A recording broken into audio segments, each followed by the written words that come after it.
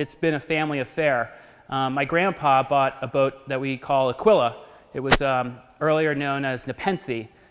He bought the boat in the 1960s from a famous Rhode Island sailing family, the Reed family, Bob Reed. And that's my grandfather there, and that's my dad, me, and my kid, Ryder, there. So that's actually 4 generations of S-boat sailors. Ryder is still working on it. This is the boat that I grew up sailing on with my mom and my dad. When I was a kid, it was light blue. That was before it fell over in Unc Allen's boatyard and needed a restoration and became painted black. We heard from Ken Upham from Saunderstown, who's the unofficial class historian, that in his opinion, this boat, AQUILA, my dad's boat, is actually the first of nearly 100 S-boats that were built, hull number 828. There's certainly some ambiguity about any 93-year-old story, but it's certainly one of the first 16 due to the construction details, and Ken, who probably knows as much about this as anyone, feels strongly that it's the first. So our goals in the project were to preserve classic S-boats, to engage younger generation in going out and one design racing in a 90-year-old boat instead of a 5-year-old boat, but to do the program in a way that could do all the fun things that these modern programs exhibited, such as being able to take your show on the road somewhere. We also really wanted to do the restoration of these boats here in Rhode Island. Rhode Island has some of the most talented marine trade professionals anywhere. And even though it cost us a little bit more to do the work here rather than sending them to Maine, we ended up with a much higher quality product in the end, and we were part of, we're part of a community. And of course, we want to win races. So I'm going to go through quickly pictures of the restorations. First, I'm going to walk you through the restorations of Papoose, and next I'm going to walk you through the restorations of Squaw. But before I do that, I thought it would be interesting to just tell you how we came to own the 2 boats. In the case of Papoose, she had been donated to the Herreshoff Marine Museum. And if you have an old boat and you're thinking about what to do with it, and that's a good idea. But in particular, this boat, it was called Panda, but it was originally named Papoose. That was its first name.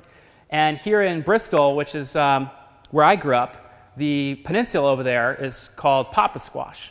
Now, the reason it's called PAPOOSE SQUAW is that the Native Americans that lived here referred to it as Papoose and Squaw's Neck.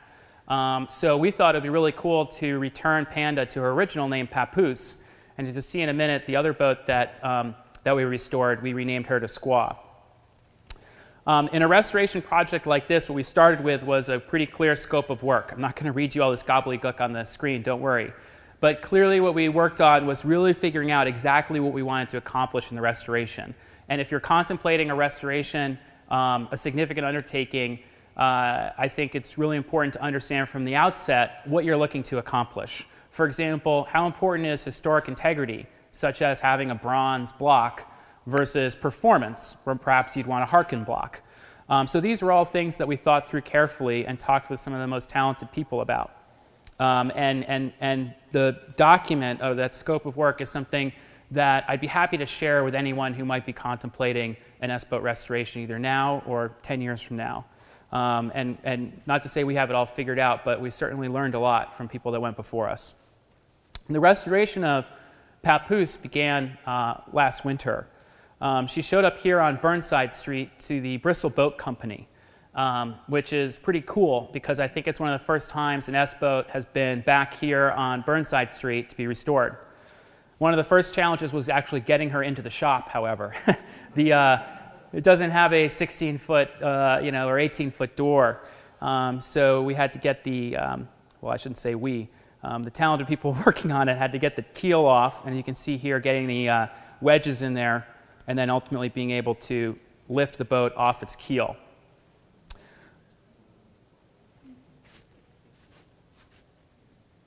All these photos I'm showing you today are all the photos that were taken on land were actually made by a woman named Stephanie Evans, who's a personal friend. This is the Papoose as she came into the Bristol Boat Company shop. The boat had had a lot of patches and things like this over the years, and she had fallen out of shape a little bit. So really one of the first orders of business was just to assess the situation. You can see here that the garboards or the lower planks have been removed. The keelson is still there. You see the planking, and you see the ribs and the floor timbers. And these are actually the floor timbers taken out. And what I learned through the project is that those are some of the main ingredients in the boat, if you will. And so those were some of the main things that ended up being replaced. In the case of Papoose, as you'll see as we go through this, the boat was actually pretty much rebuilt. The lead keel is original, and you'll see that the Squaw had a little bit more that could be salvaged. This is an interesting piece here. What you see is the boat is actually sitting, in lieu of its keel, sitting on essentially a keel template, if you will. And this was a really important element because when you lift it off the keel, you someday have to put it back on the keel. And you hope that all the holes where the bolts and whatnot go through are going to line up properly. So this was a key innovation that Dan's shop, Dan Shea of Bristol Boat Company, and his colleagues, Brad Gove and other folks, worked on. The other thing is the boat was out of shape. And so we had to create molds. And the molds are these plywood pieces you see here that were put into the boat. And you can see here even the detail, the DWL, that's the design water line of the boat. These molds allowed us to basically bring the shape of the boat back to its original design. And you'll see a little bit more about this in a 2-minute video I'll be sharing with you briefly that shows exactly how that was done. But these molds essentially are almost like a kit, if you will, that with these molds you can see the true shape of the S-boat and then build around it, regardless of what the shape of the S-boat is. And over the years they get what they call hogged out, or other types of shape changes. So and it had a twist in it. So these were all the things we were trying to correct. This is actually Dan Shea there on the left explaining all this stuff to me, and I'm probably doing a poor job of regurgitating it back to you here tonight.